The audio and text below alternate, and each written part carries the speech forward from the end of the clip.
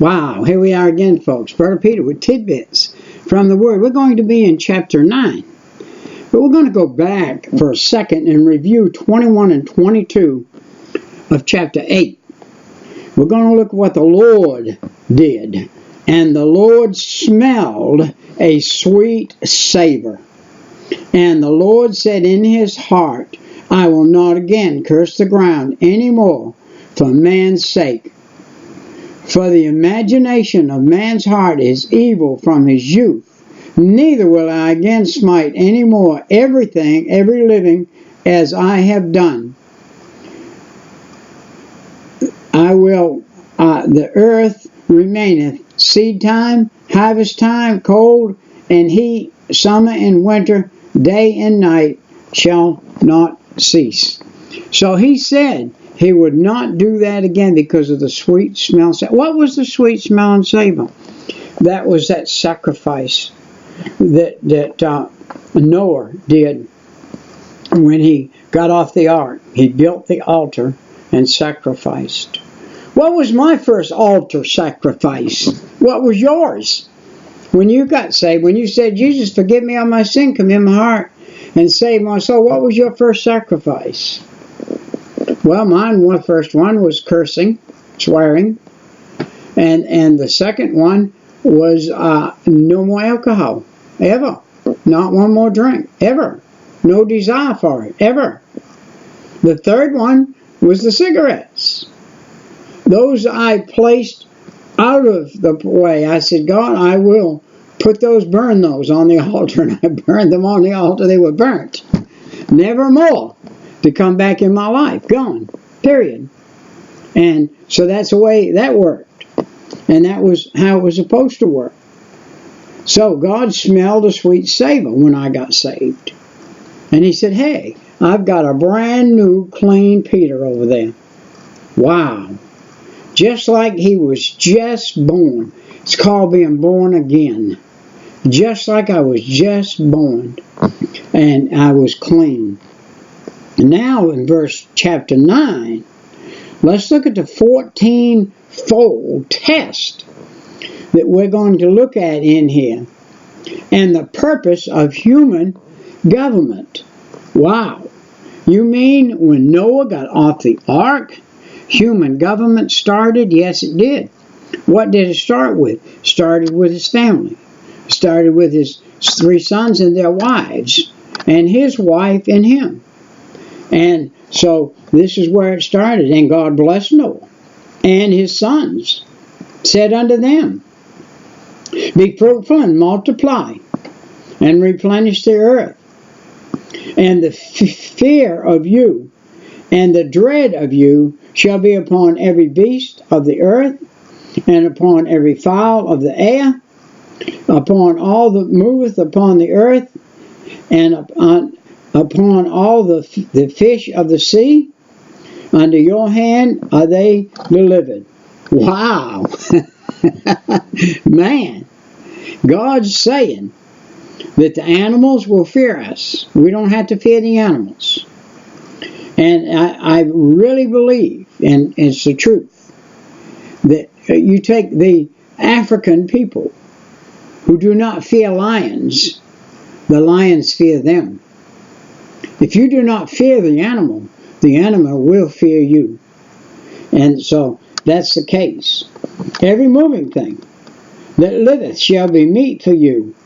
Even as the green herb have I given you all things. Wow.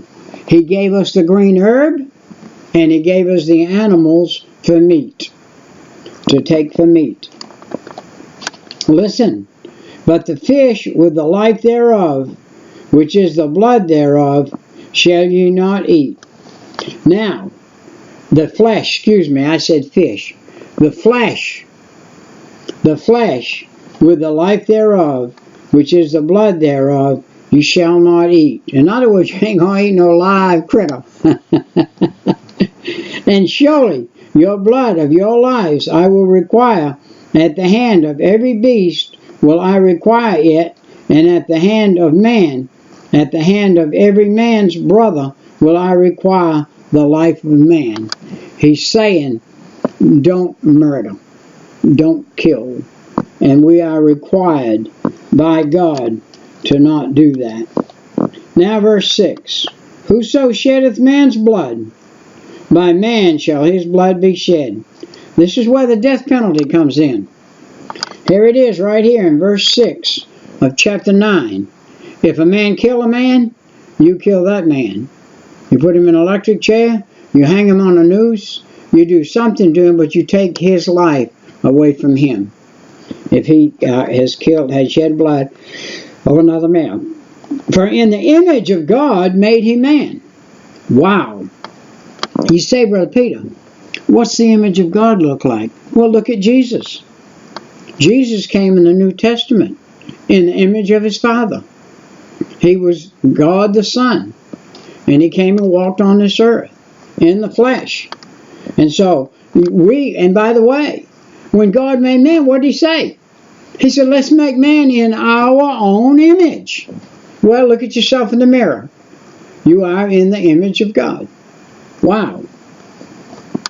And listen to what he said. And you, be ye fruitful, and multiply. Bring forth abundantly in the earth, and multiply therein.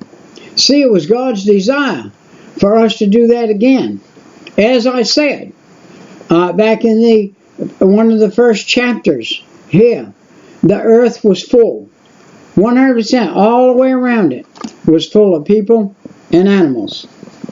Let's look at the fifth of the Noahic covenant, made in Genesis 9, 8 through 17.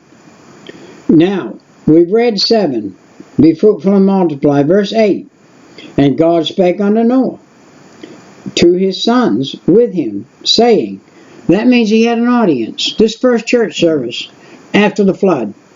Noah and his sons are there, and God speaking to them. The 3 of them, 3 boys and God and Noah. That's 4 of them. God spake unto Noah and his sons with him, saying, and I behold, I establish my covenant with you and with your seed after you.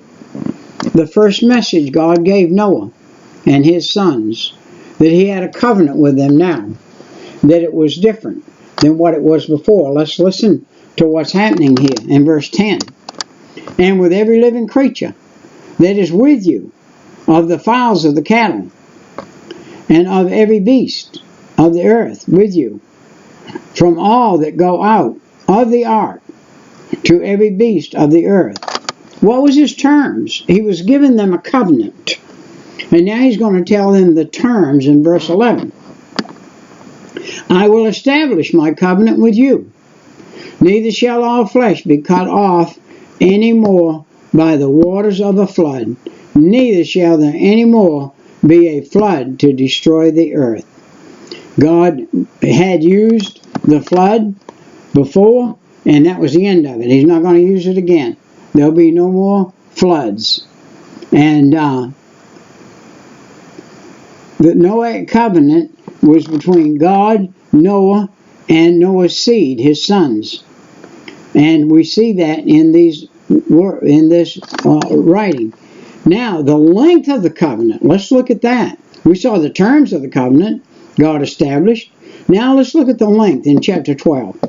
And God said, this is the token of the covenant which I make between me and you and every living creature that is with you for perpetual generations. The word perpetual means never, the motion never stopping. This motion will be perpetual until God says, I'm stopping it. That will be the end. That will be right when Jesus comes and says, come up hither. And then it will change. The millennium will come in. Excuse me. The new millennium will come in. Look, the sign of the covenant, the fourth thing, in verse 13. I do set my bow in the cloud, and it shall be for a token of a covenant between me and the earth. He didn't say it was between me and Noah.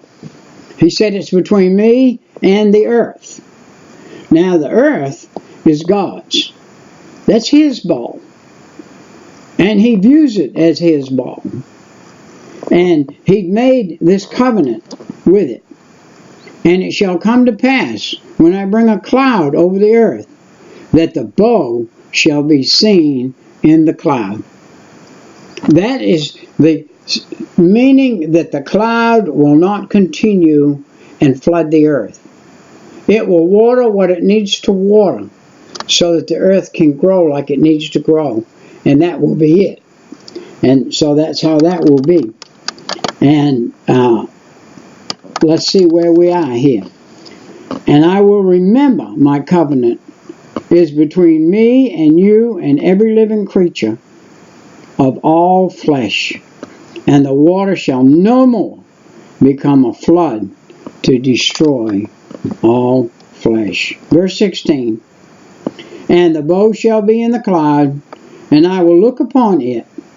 Wow. What did he say? He will look upon it. That means that every time you see a rainbow and you're looking at it, God's looking at it. And what is he doing? That I may remember the everlasting covenant between God and every living creature of all flesh that is upon the earth. So he's saying he will remember it. You say, does God forget anything? No. But he's got so much going on that when that rainbow comes up, he said, I know why that rainbow's there. I remember that. And I'm going to always remember it. And it's going to be new every time. And God said unto Noah, this is the token of the covenant that I have established between me and all flesh that is upon the earth. Wow. That's between me and all flesh, man and animal. All flesh, fish of the sea, animals of the earth, what it flies in the air, and mankind. So we got some new rules for the creation here in verse 18. And the sons of Noah that went forth from the ark were Shem, Ham, and Japheth. Ham is the father of Canaan. These are the three sons of Noah, and of them was the whole earth overspread. You have a drop of the seed of one of these boys. These boys were different, and all peoples on the earth are different. You can go back to these boys' lives and see sometimes the seed of which boy you came from, where you came from. The failure of men in human government. And this chapter, chapter 9, and verses 18 and verses 11. Let's read 18 again.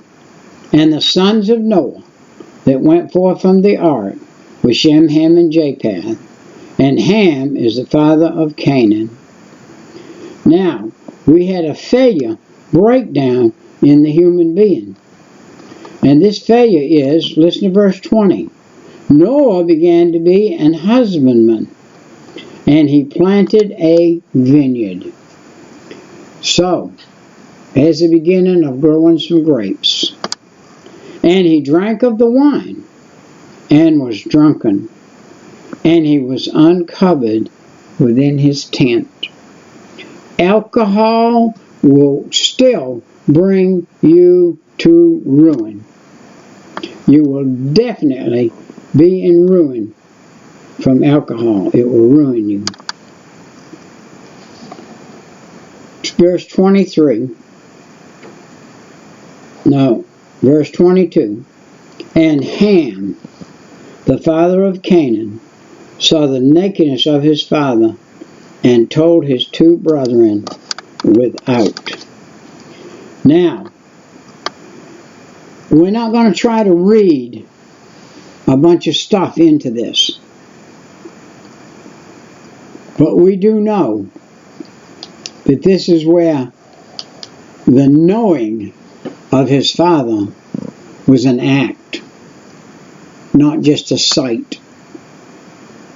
And Shem and Japheth took a garment, laid it upon both their shoulders, and went backward, and covered the nakedness of their father, and their faces were backward, and they saw not their father's nakedness. Wow. They already had a God conscience. And a God conscience says, a man does not look on the nakedness of another man. And also, a man does not look on the nakedness of another woman other than his wife. And so the great racial prophecy, and Noah awoke from his wine, not his sleep now, but from his wine. See, he was drunk. He wasn't necessarily asleep. He was drunk. And he knew what his youngest son had done unto him. This is probably not a subject you would have your sons and daughters read right now and venture into. But this is where the curse began of homosexuality. And he said, "Cursed be Canaan, a servant of servants shall he be unto his brother." And he said, "Blessed be the Lord God of Shem, and Canaan shall be his servant. God shall enlarge Japheth, and he shall dwell in tents of Shem, and Canaan shall be his servant." So God put a curse on that first homosexual act, that boy would be a servant. Now let's look, as we venture through chapter 9, we saw that bad thing there happen in the beginning of a homosexual people coming on the earth. And we see the death of Noah. Now Noah was 950 years. Noah lived after the flood 300 years and 50 years. And all the days of Noah were 950 years, and he died. Isn't this wicked, terrible, that the righteous man Noah drank that wine? It is unwise to drink. It is unwise to drink alcohol. Every time I ever drank it, I got in trouble. And I lived in trouble. For about 10 years, I lived in trouble. Alcohol, alcohol, alcohol, and more alcohol. And trouble, and trouble, and more trouble. And so it is unwise. It has never been wise from the day that the first man, after the flood, got drunk. It has never been wise for anybody to get drunk. Things happen when you're drunk that would never happen if you weren't. So it's very important to not do that. But we're at the end of chapter 9, and we see that we saw the sons of Japheth. We will see them later on, and we can trace all the way back to Ham, Shem, and Japheth. We can trace our lineage all the way back to Ham, Shem, and Japheth. They were the three boys that started it all. There was one of the wives that we saw back there that was she had a giantess blood in her. And a giant came from her. And so we see the problem in the world from the seed sowing from the beginning. Well, we'll get into the prophetical generations of the sons of Noah and the sons of Japheth in chapter 10. Right now, we're going to call this chapter 9 good for the day. And we will see you next time. So Peter's saying bye-bye until next time.